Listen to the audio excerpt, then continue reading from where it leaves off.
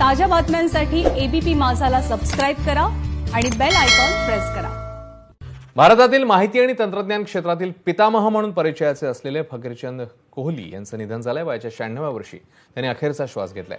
कोहली हे देशातील सर्वात मोठी माहिती आणि तंत्रज्ञान क्षेत्रातील कंपनी टाटा कन्सल्टन्सी सर्व्हिसेसचे संस्थापक आणि पहिले मुख्य कार्यकारी अधिकारी होते।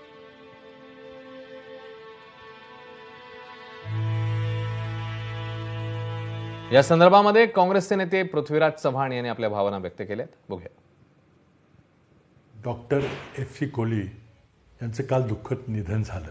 एफ.सी. कोहली यांच्या नेतृत्वाखाली TCS कंपनी ही भारतातली सर्वात मोठी सॉफ्टवेअर निर्यात करणारी कंपनी व जगातील पहिल्या 5-6 कंपन्यांमधली एक कंपनी म्हणून झाली। आपण संगणकाचा वापर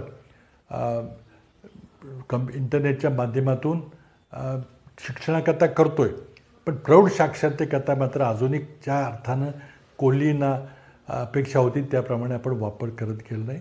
खऱ्या अर्थानं त्यांची ही कल्पना आपण पुनर्जीवित केली तर त्यांना ती खरी श्रद्धांजली ठरेल।